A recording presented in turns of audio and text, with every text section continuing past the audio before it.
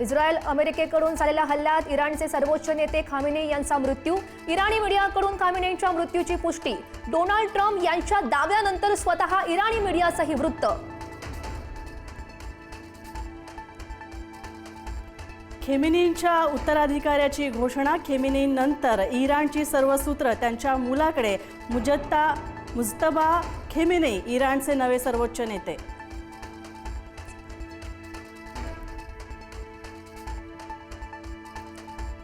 अली खामेनेईंच्या मृत्यूनंतर काश्मीरमध्ये शोक व्यक्त। खामेनेईंच्या मृत्यूनंतर श्रीनगरमध्ये निदर्शनं। श्रीनगरमधील नागरिक निषेधार्थ रस्त्यावर उतरले।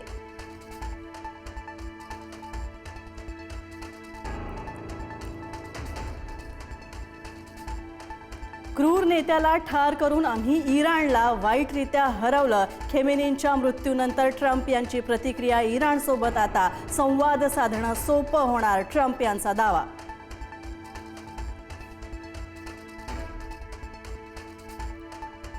अमेरिकेच्या काही ठिकाणांवर इराकचा हल्ला। अमेरिकेच्या इराकमधील लष्करी तळांवर हल्ला। इराकच्या इरबिलमधील लष्करी तळ उडवलं।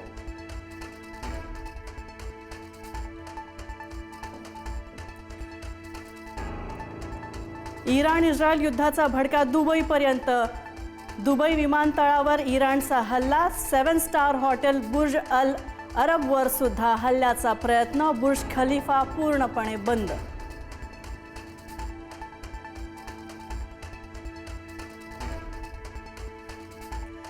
इराण इस्रायल युद्धाचा भारतीय खेळाडू आणि सेलिब्रिटींना देखील फटका। भारताची बॅडमिंटन स्टार पी.व्ही. सिंधू आणि अभिनेत्री सोनल चौहान दुबईमध्ये अडकली। पंतप्रधान मोदींकडे केली मदतीची विनंती।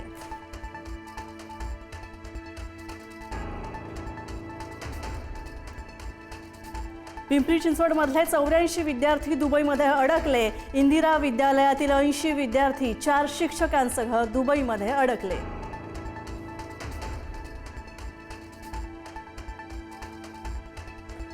परदेशामध्ये अडकलेल्या महाराष्ट्रातील नागरिकांसाठी महाराष्ट्र सरकारच्या सूचना।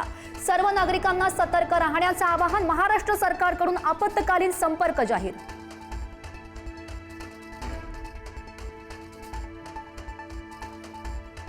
मुंबईतील विमानतळावर 57 विमान उड्डाणं रद्द। इस्रायल आणि इराणच्या युद्धाचा विमानसेवेवर विपरीत परिणाम। भारत सरकारच्या नागरिकांना सूचना।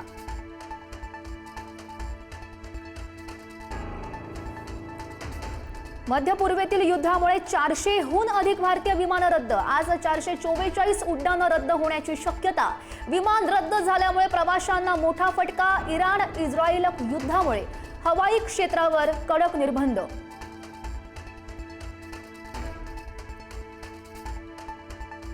स्फोटकं तयार करणाऱ्या कंपनीमध्ये मोठा स्फोट। नागपूर जिल्ह्यातील राऊळगाव येथील SBL कंपनीमध्ये मोठा स्फोट। 17 कर्मचाऱ्यांचा मृत्यू झाल्याची मुख्यमंत्र्यांची माहिती।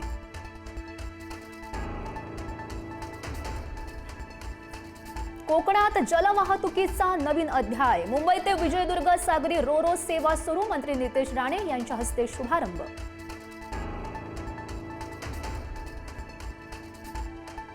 टीम इंडियासाठी आज करो या मरो सेमीफायनल गाठण्यासाठी टीम इंडियाला वेस्ट इंडिज विरुद्धचा सामना जिंकावाच लागणार। आज होणाऱ्या अटीतटीच्या लढतीमध्ये लक्ष।